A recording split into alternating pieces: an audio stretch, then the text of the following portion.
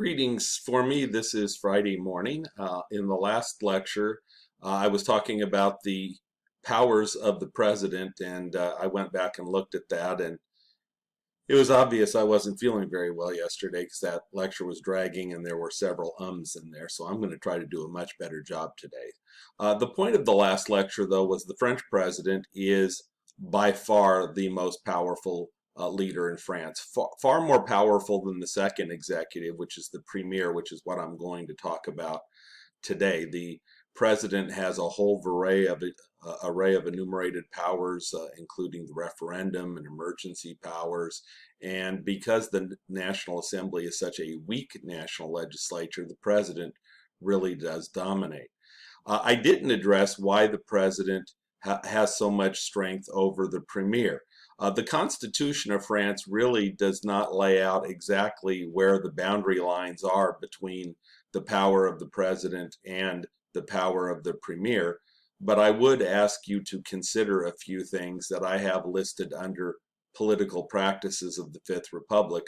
Do keep in mind that the French president is the only nationally elected leader. He is elected by a majority of the voters in France, which gives him a unique mandate to govern. Presidential elections are a two-round process. I will talk about that in detail later. And it always has been two rounds. In theory, a president could be elected on the first ballot if a majority of voters voted for him. That has never been done in the history of the Fifth Republic. Since the Constitution does not clearly lay out the powers of the president and prime minister in the Constitution, the powers of each office have been defined by practice, with most of the precedents being set by de Gaulle.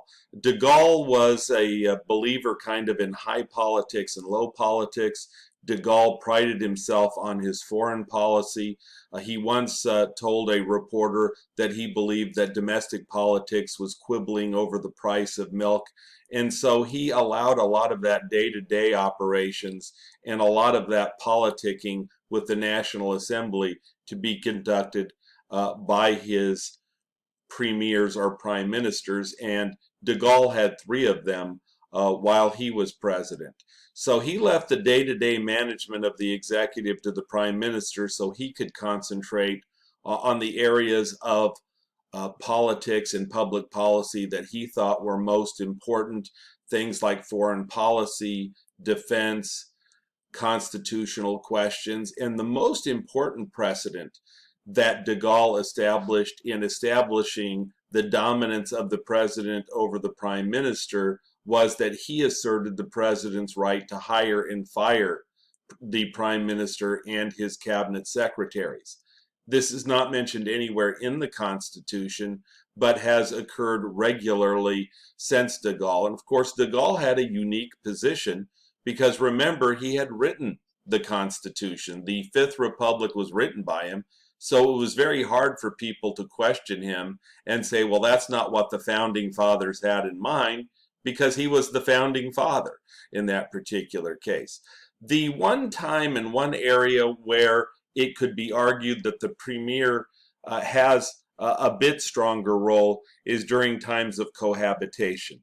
And certainly during times of cohabitation where the opposition party is in control of the National Assembly, the president's hand is forced a bit. He is forced to choose a prime minister or a premier of the opposing party. And certainly the premier, under those circumstances, may take France in a very different direction, especially economically, than the president would want.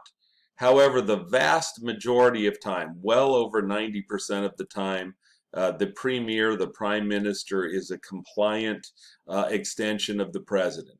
The president gives broad directives, and then the premier has some discretion to work on the day-to-day operations of the government. So I want to turn now to your notes where it says the premier or the head of government, and I want you just to contemplate the statistic in your notes that if you look at the period from 1792 to 2016, there were 169 premiers. We talked earlier about how the third and fourth republics were very unstable. There was a parliamentary system.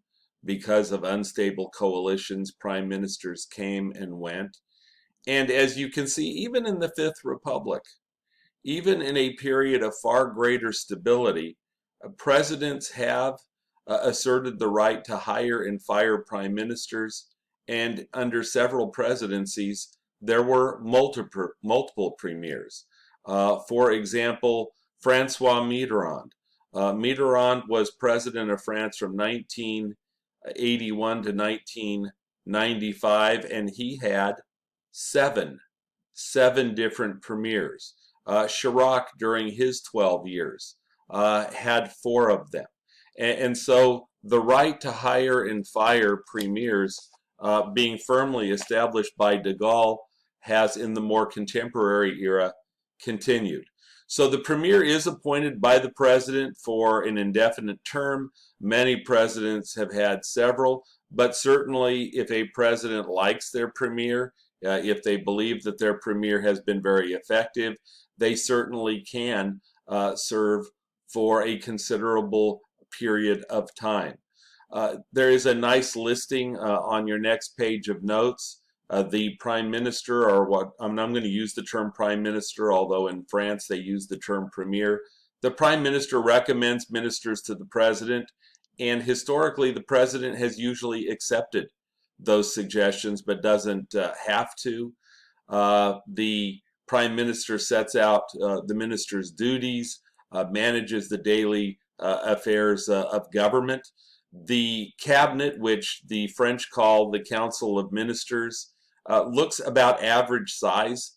15 to 16 has been kind of normal in France. If you look at the American cabinet today, the American cabinet also has 15, and the British cabinet is about the same size.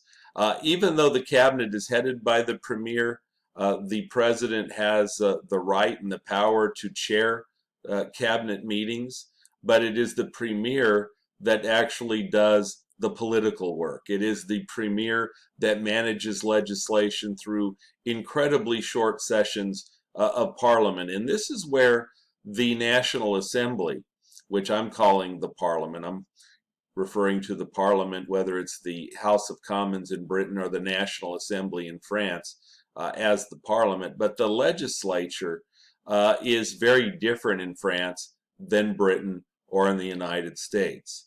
In both Britain and in the United States, the legislature is full-time, it's operational, it meets anywhere from 170 days to 200 days or perhaps more.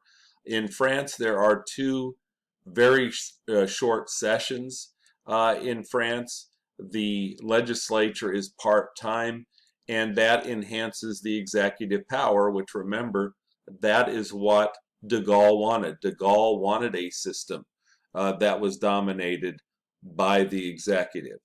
Another difference in the cabinet and the premier in France is that the president does not have to choose someone who's in the National Assembly. If you look at the British cabinet secretaries all serve in the British House of Commons. That is not true, obviously, in the French case. The premier in recent years, and I think that this is a very good observation by Roskin, I'm frequently picking on Roskin and telling you things that I would include in the chapter. So to be fair, I do think that this is a good pickup by Roskin, and I did additional research, and he may have even understated this a little bit, that the premiers have become increasingly powerful in economic policy as they prepare budget bills. President Hollande, for example, shifted to more business policies to stimulate employment. And to be fair, in this particular case, one of the people who really was an advocate for this pro-business approach, who wanted to take a more centrist approach, is President Macron. Macron was a member of the cabinet under Hollande, who was a socialist, That is Macron's background.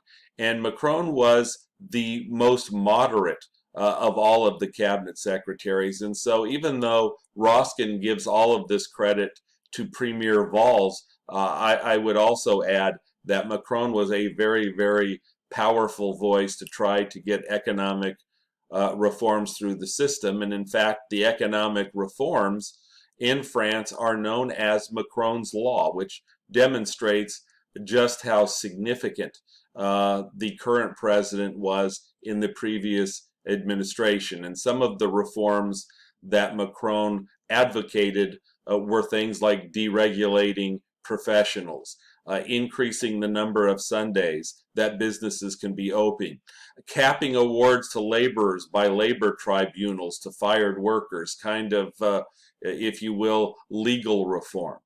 And so even though Valls is given most of the credit in your textbook, I want you to know that this is one of the reasons I believe that Macron ended up resigning from the Hollande cabinet, founded his own political party, because once again, and you see parallels with Bill Clinton in America, you see a parallel with Tony Blair in Great Britain. Macron wanted to move the Socialist Party to a more centrist position.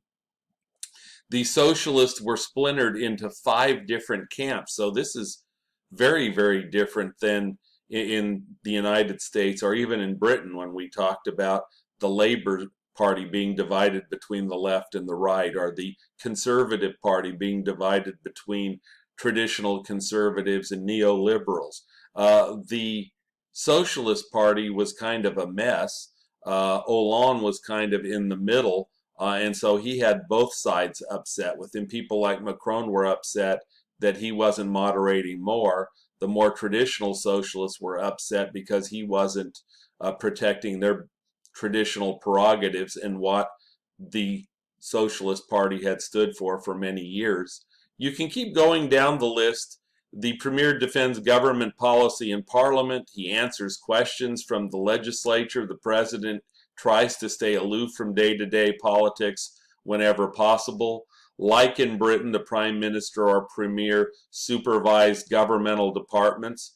And like in Great Britain, you see executive legislation being passed at incredibly high rates. Not quite as high. In your notes, as of 2018, 87% of legislation that came from the executive branch had originated with the government. A little over 90% passed. Notice that when individuals try to get legislation through, it occurs very, very seldom.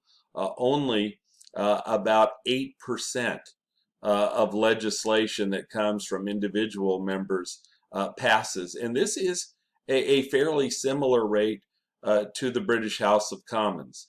The executive legislation, or what's called the government's legislation, passes with incredibly high passage. The same thing is true in France. When it comes to opposition or even individual legislation on the floor of the House of Commons, individual members are not very likely to find success. And just like in Great Britain, you see this in the case of France with less than 10% of legislation being passed if it comes from an individual member. So in summary, France is a departure from both a presidential system like the United States or a parliamentary system like France. In the French case, there is both a president and a prime minister. The president is dominant. Presidents hire and fire premiers, although technically premiers usually resign officially before they are replaced. The president is predominant because he is elected independently. He has a national mandate to govern. And the president tends to focus his attention on foreign policy, diplomacy, constitutional questions. The president tends to give very broad directives to their premiers in domestic policy, and the premier actually supervises the day-to-day operations of the government and interacts with the legislature.